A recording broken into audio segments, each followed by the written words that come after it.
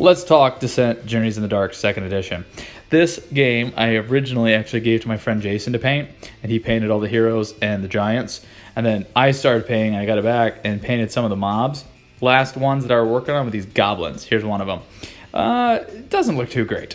This is one of the first models I painted, maybe within like the first dozen. And then I stopped because I think I got Rune Wars and I was painting that or whatever.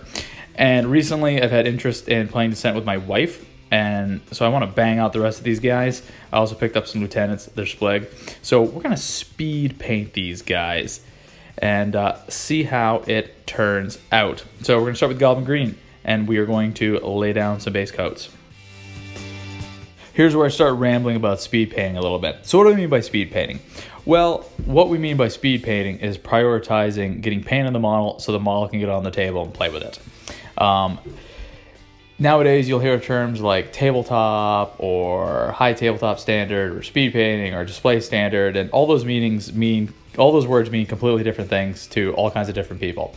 So what we're doing here with speed painting is we're going to use a limited palette, which means we are going to do no highlights or maybe dry brush highlighting.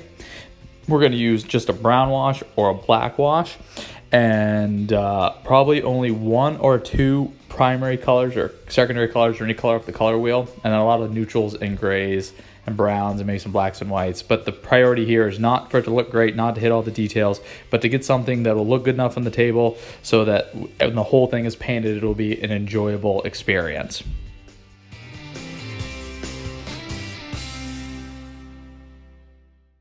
With these little guys like the goblins and the magic dudes, we're going to be doing minimal coats, probably 2 at the most, and if I miss stuff, I'm probably not going to go back. Again, the priority is just an overall picture, so if you're just kind of glancing at it while you're playing, it doesn't look absolutely horrible. And we're going to probably just lay down mostly green. We're going to hit some browns. We'll do a metallic, or I'll do a little red on the lieutenant or the elite or whatever the big goblin is that isn't splig.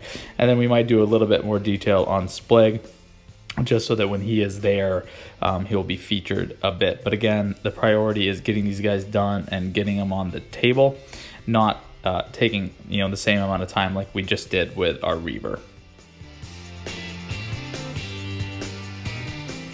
All right, we'll do a second coat.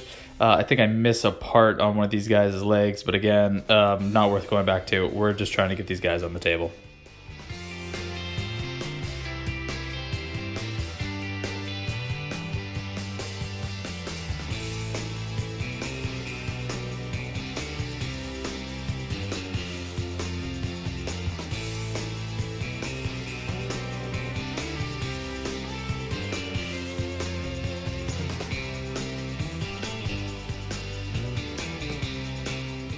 We're going to use Deathclaw Brown on all of these guys. I used the Army Painter Leather Brown on the other goblins, but that just takes so many coats to get good coverage, even over white. I don't want to deal with it. So we're going to use this one. It's a little bit lighter, but the Agric Earthshade wash we're going to use will darken it down, and it's going to go over in far less coats, and it's going to take way less time. And we're going to do this over everything that's leather, and we're going to use a darker brown for the wood. You'll notice a big difference in the level of detail or the extent to which I'm willing to go to make these guys look good. I was doing those Space Marines and sub-assemblies. These guys, I'm batch painting. Again, we want to get it done quick, and we just want something that looks good enough to get on the table and be pleasing while we're playing the game. The priority, paint on the model on the table, game getting played.